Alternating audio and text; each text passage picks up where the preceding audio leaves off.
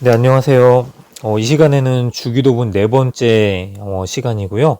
용서라는 제목을 가지고 또 우리가 우리에게 죄 지은 자를 사하여 준 것 같이 우리 죄를 사하여 주시옵고 라고 하는 말씀을 좀 나눠보도록 하겠습니다. 먼저 들어가기 전에요. 다른 사람에게 용서를 받아본 적이 있습니까? 용서를 받은 후에 마음이 어떠했는지 좀 나눠봤으면 좋겠고요. 또 반대로 다른 사람을 용서해 본 적이 있는지, 용서를 한 후에 마음이 어떠했는지 또 나눠봤으면 좋겠습니다. 그리고 결론적으로 진정한 용서가 어떤 용서라고 생각을 하는지 한번 공동체 간에 서로 또 나눠봤으면 좋겠습니다. 내용을 보면은요, 용서는 가장 위대한 성경의 명령, 희년의 명령을 이야기하는 것입니다. 보면은요, 이 오늘 우리가 읽은 마태복음 6장 12절을 좀 원어적으로 해석을 해보면은 이런 의미로 해석을 할 수가 있습니다.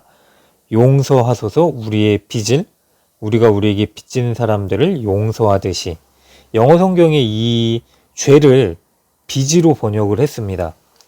그런데요, 마치 이 빚진 자에게 빚을 탕감해 주는 것과 같이 우리의 죄의 용서에 대해서 성경이 이야기를 한다라는 것입니다.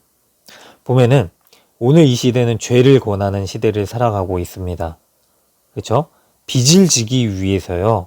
빚을 대수롭지 않게 여기며 살고 있습니다. 빚을 많이 집니다. 그렇죠? 집을 살 때도 빚을 지고요. 우리가 대학 공부를 할 때도 빚을 집니다. 대출을 받죠. 근데 희한하게도 이 시대는요. 대출을 많이 받으면은 더 많은 대출을 받도록 요구를 하죠. 그렇죠? 자산이 많은 것을 신용 등급에 따라서 평가를 하는데요. 신용 등급이 올라갈수록 더 많은 빚을 지도록 요구를 합니다. 그런데 이렇게 빚이 대수롭지 않게 여기며 살아가고 있는 우리지만은요, 빚이 한계를 벗어날 때 한순간 우리는 그 빚에 깔려버리게 되죠. 마찬가지로 죄를 하찮게 생각하는 경향이 우리 사회에 널리 그리고 깊이 퍼져 있습니다. 일례를 들면은요, 사람들은 죄에 대해서 이야기하기를 거절하기 시작했습니다. 죄가 아무것도 아닌 것처럼 이야기를 하죠. 그리고요, 죄의 심각성에 대해서도 사람들이 외면합니다.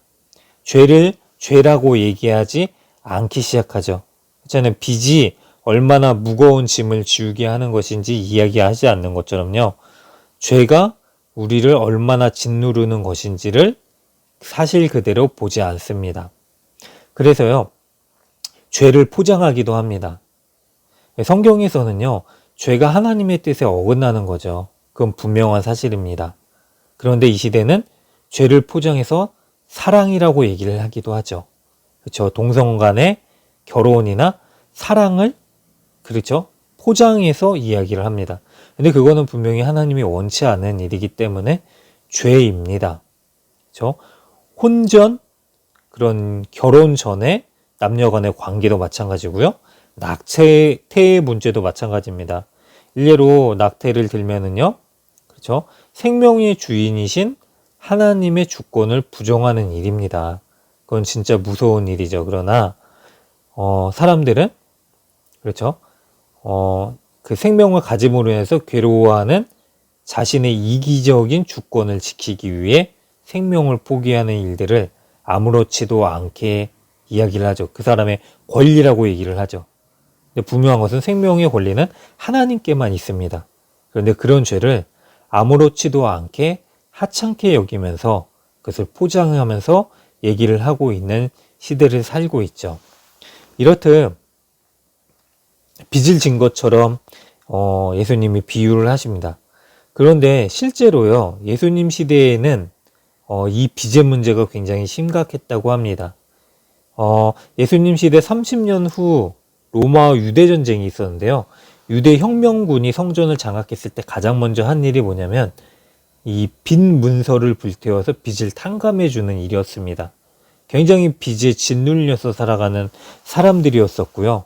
그래서 초대교회에는 예수님이 실제로 이 주기도문을 말씀하시는 게 빚에 관해서 말씀하셨다고 믿었습니다. 그런데 진짜 실제로 이 주기도회에서 오늘 우리가 죄사함을 구하는 이 기도는 실존적이고 구체적인 구원을 이루는 기도입니다. 뭐냐면 이 기도를 통해서요, 정의와 평화가 개인적, 실존적, 경제적, 사회적으로 임하는 새로운 날의 도래를 구하는 기도이기 때문입니다. 왜 그럴까요? 보면은 원래 사람은 죄인이죠. 이 2번을 보면 이 죄는요, 크고 작든 하나님과 나의 관계에 상처를 냅니다. 문제가 생긴 거죠. 마치 이런 겁니다. 죄는 나무가 돼지로부터 뿌리 뽑힌 것과 같습니다. 뿌리가 뽑힌 나무는 문제가 생기죠. 잎이 시들고 열매가 그렇죠, 죽어가며 벌레들이 생기고 그리고 결국 죽죠. 마찬가지로 인간이 하나님에게 등 돌리고 스스로 하나님에 되어 살아간다면 많은 문제가 생깁니다. 이게 죄입니다. 마음이 이기심으로 물들고 헛된 욕망에 들끓고 그리고 이 혈기가 통제되지 않고 유혹에 쉽게 이끌리게 됩니다. 그렇게 죄는 우리 영혼에 상처를 내고 상처가 나면 아프고 고통과 두려움, 불안, 자괴감이 찾아옵니다. 성경은 모든 사람이 죄를 지었다라고 얘기를 합니다. 그래서 하나님의 영광이 이를 수 없게 되었다라고 증거를 하죠. 이런 죄인인 우리가 그렇죠? 구원을 얻는 자녀가 되었죠. 그런데 구원을 얻었기 때문에 더 이상 죄사함을 구하는 기도를 하지 않아도 되는 게 아닙니다. 이미 우리가 예수를 믿음으로 인하여서 죄의 문제에 대해서 해결함을 받고 그리고 영원한 생명에 이르는 구원을 받았다라는 믿음을 우리가 가지고 있습니다. 그런데 이미 죄사함을 받은 그리고 구원받은 하나님의 자녀가 왜 계속해서 우리 죄를 사하여 주시옵고라고 기도를 해야 할까요? 오늘 기도는요, 예수님이 가르쳐 주신 기도잖아요. 하늘에 계신 우리 아버지여 라고 하나님을 아버지라고 부를 수 있는 구원받은 자녀가 드리는 기도입니다.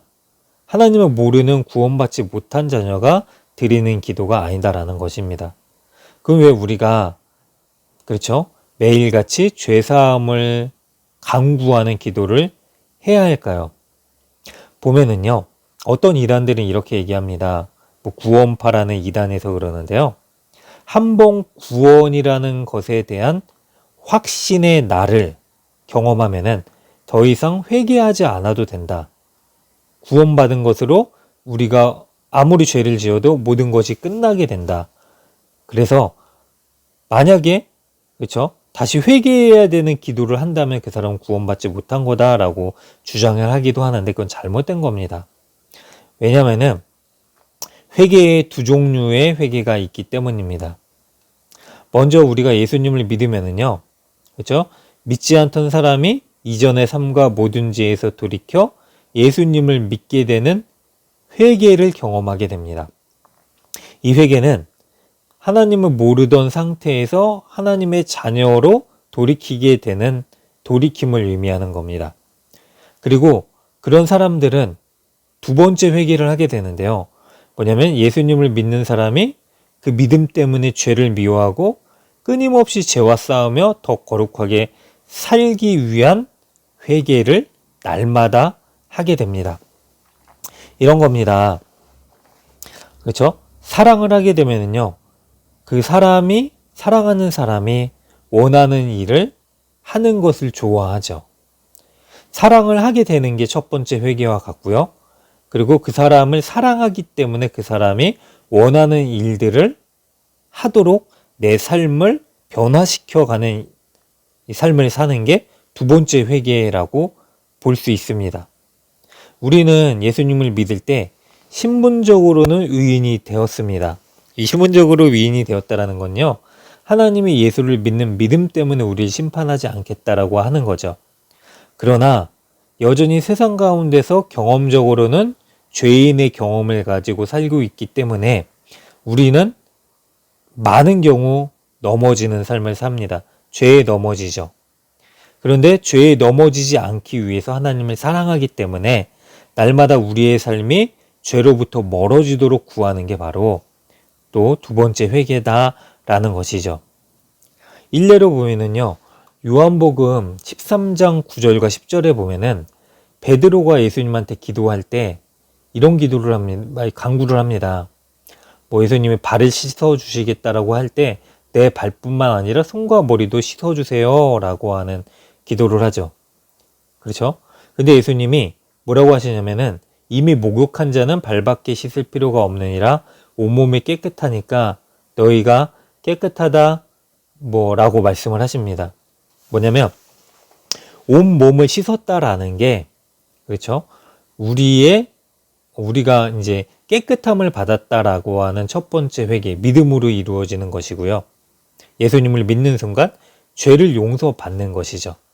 그래서 죄의 형벌로부터 구원함을 받는 것이고요.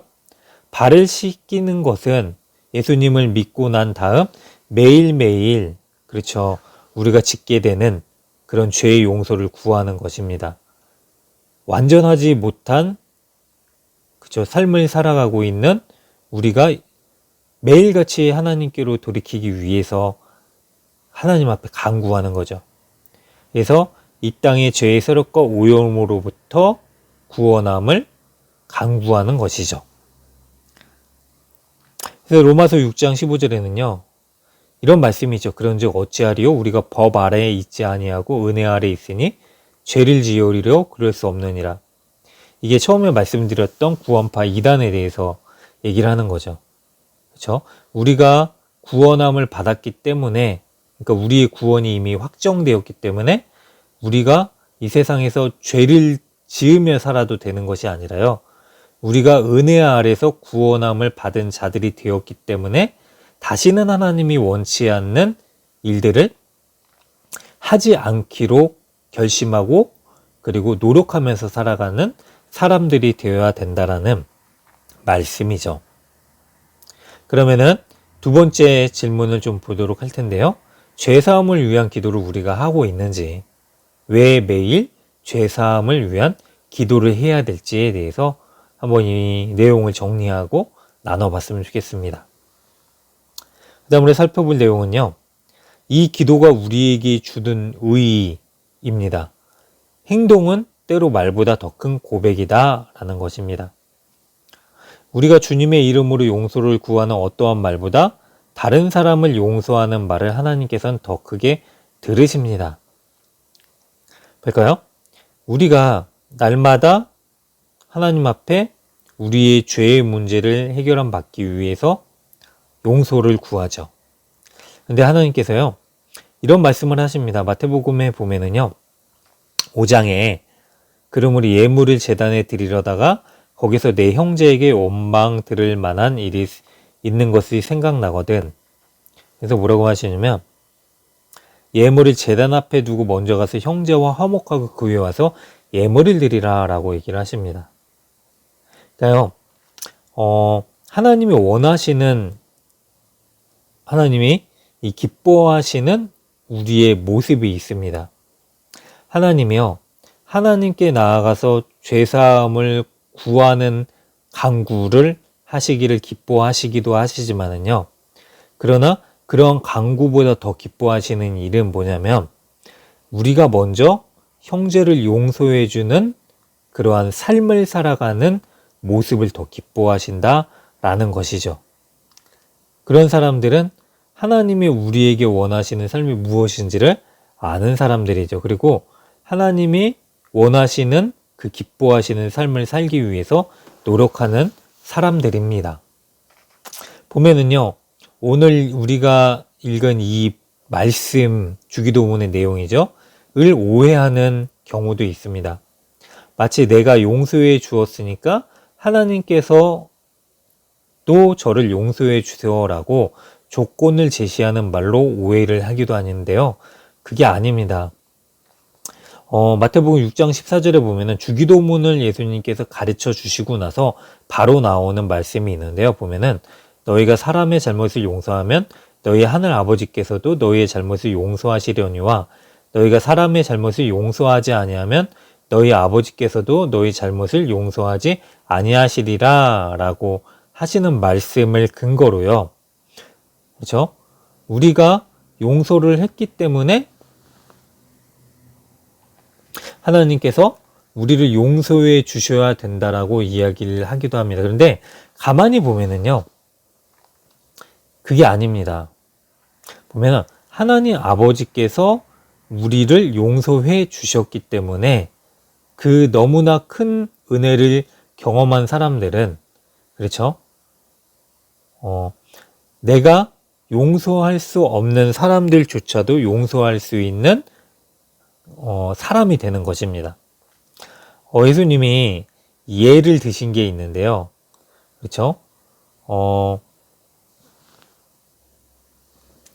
1만 달란트를 빚진 자의 비유를 얘기하시죠. 저 왕한테 10,000달란트 빚을 탕감받은 자가요. 그렇죠? 그에게 100데나리온을 빚진 자를 그 빚을 갚지 않는다는 이유로 가혹하게 옥에 집어넣는 일을 왕이 알게 되자 다시 그 빚진 것을 다 갚을 때까지 감옥에 있게 하는 일.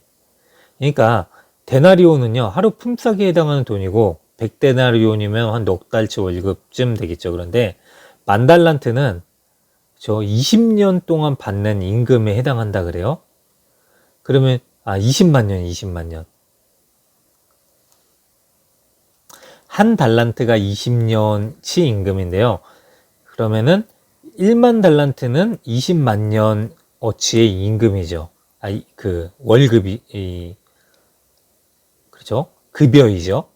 그런데 사람으로서는 도저히 갚을 수 없는 금액인 거죠. 한마디로. 그런데 그 도저히 갚을 수 없는 금액을 탕감받은 그가요, 야박하게 관용을 베풀지 않는 비유를 이야기를 하시죠. 한마디로 뭐 배은망덕, 아니면은 뭐 엄청난 죄를 사함받았는데 작은 자의 죄를 사하지 못하는 그런, 어떻게 보면은 정말로 가혹한 우리의 마음을 드러내는 모습이기도 하죠. 그런데 그렇듯이 도저히 죄사함을 받을 수 없는 우리가 죄사함을 받았는데, 그렇죠? 그런 은혜를 알고 있는 자라면은 세상에 살아가는 다른 이들에게도 그 죄사함의 은혜를 나누어 주어야 된다라는 것이죠. 그래서 이 말은 결국 이런 기도가 됩니다. 하나님, 제가 정말로 용서를 받고 싶습니다. 정말로 회개합니다. 라고 하는 마음이 있으면은요, 다른 사람에 대해서도 그렇게 용서를 하게 된다라는 것이고요. 그래서 결국 입으로만 고백하는 믿음이 아니라 행하는 믿음을 갖게 해달라는 간구로 이어집니다. 그러면은 이 간구가 왜 중요하냐면요, 다른 사람을 위한 것이고 나를 위한 것이 되기 때문입니다. 가끔 위로가 필요한 분들을 만날 때요, 이런 생각할 때도 있습니다. 인간적인 생각인데, 저도 너무 지치고 힘들 때 내가 누구를 위로할 수 있을까라는 생각으로 어쩔 수 없이 그 사람을 만나기도 합니다. 그런데 어쩔 수 없이 만나는 그 사람에게 제가 전할 수 있는 대로 또 위로하고 격려하고 돌아오게 될 때 이런 은혜를 경험할 때가 많이 있어요. 희한하게도 신방이 끝나고 나서 오히려 제가 회복되고 또 그리고 채워지는 그런 은혜를 경험하게 될 때가 있습니다. 제가 위로했었던 그 말이 도리어 그 사람을 통해서 나오는 반응으로 제가 위로를 받게 되는 경우죠. 그렇듯 저 하나님의 법칙이 있는데요. 뭐냐면 사랑은 받기만 해서는 결코 채워지지 않는다라는 겁니다. 사랑이신 하나님은요, 우리가 사랑을 할 때 채워지는 그 은혜의 법칙을 주셨습니다. 뭐 찬양의 가사 그런 게 있잖아요. 당신은 사랑받기 위해 태어난 사람. 그런데 우리는 사랑하기 위해서 태어난 사람입니다. 우리가 사랑할 때요, 그렇죠? 사람들은 우리를 통해서 하나님을 보죠. 요한일서 4장 12절에 보면은요, 어느 때나 하나님을 본 사람이 없을 때 만일 우리가 서로 사랑하면 하나님이 우리 안에 거하시고 그의 사랑이 우리 안에 온전히 이루어지느니라 라고 하는 말씀이 있죠. 보면은 야고보서 5장 16절에 다른 사람을 위한 것이고 나를 위한 것이다 라는 관점으로 이 말씀을 우리에게 주셨는데요. 뭐냐면 그러므로 너희 죄를 서로 고백하며, 그러니까 서로의 죄를 고백하고 용서하라는 의미예요. 그러면 그러고 나서 병낫기를 위하여 서로 기도하고 서로를 용서하고 서로를 사랑하며 서로를 위해서 중보할 때 그 위인의 간구는 역사하는 힘이 크다. 하나님께서 그들을 고쳐주실 것이다 라고 하는 말씀이 있죠. 그렇듯이요, 우리가 용서할 때에요, 그 용서함이 결국, 그렇죠, 우리가 용서받은 자로서의 모습을 드러내주는 은혜로, 그렇죠, 우리 가운데 나타난다라는 것이죠. 자, 그래서 우리는 용서의 눈빛으로 서로를 바라봐야 됩니다. 이게 쉽지 않습니다. 그런데 주님이 가르쳐 주신 기도는 은혜의 원리를 따르는 하나님 나라의 삶으로 돌이킬 것을 우리에게 끊임없이 요청을 합니다. 사람은 영화를 봐도 그렇죠. 복수의 본능이 있습니다. 용서할 수 없는 사람들입니다. 그게 죄의 본능입니다. 그리고 영화를 보더라도 복수를 하는 모습을 볼 때 굉장히 통쾌하게 생각하죠. 우리 안의 본능이 그런 것들을 요구하고 있기 때문입니다. 그런데 그런 본능을 넘어선 그리스도의 본능이 우리를 용서의 본능으로 바뀌게끔 하는 회심을 요구합니다. 우리는 우리에게 죄 지은 자를 그리스도 안에서 그렇게 용서할 때 그 사람이 새롭게 출발할 수 있는 사람으로 볼 수 있게 됩니다. 이게 다른 관점으로 변화되는 것이죠. 이게 은혜의 원리고요. 그래서 결국 어떻게 되느냐? 하나님께 우리의 용서를 구할 때 우리는 이 세상을 위해 가장 중요한 일을 할 힘을 구하는 것입니다. 우리가 읽은 이 본문은요, 우리의 죄를 용서하기를 구하는 겁니다. 나의 죄를 용서하기를 구하는 게 아니라요, 다른 이의 죄를 위해서, 우리라는 이 공동체를 위해서, 그들의 죄를 위해서 용서를 구하는 것이죠. 그래서 이기적인 기도가 아니고요, 공동체성을 띤 타인을 위한 기도이기도 하고요. 그러나 타인을 위한 기도가 곧 나를 위한 기도가 되는 것입니다.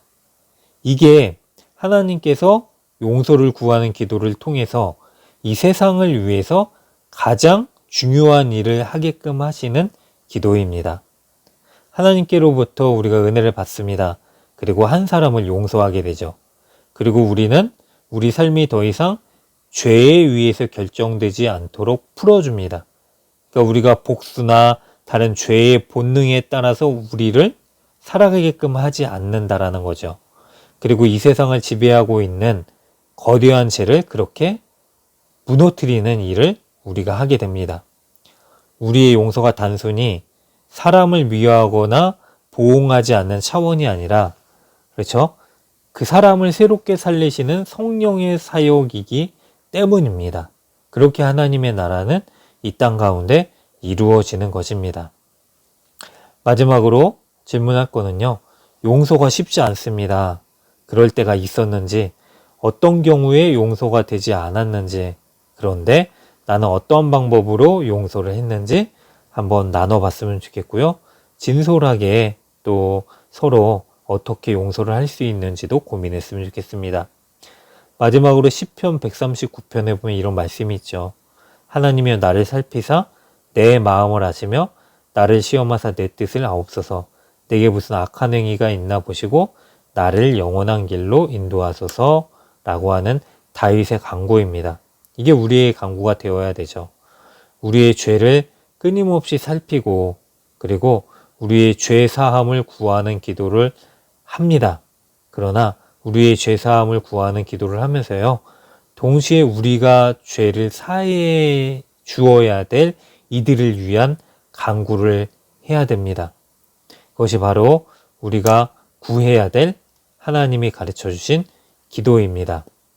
그렇게 저와 여러분들이요, 우리의 죄의 문제의 해결을 위해서, 그리고 그렇게 죄 사함을 받은 주의 자녀로서 이 땅 가운데 하나님의 나라를 이루어 가시기를 간절히 바랍니다.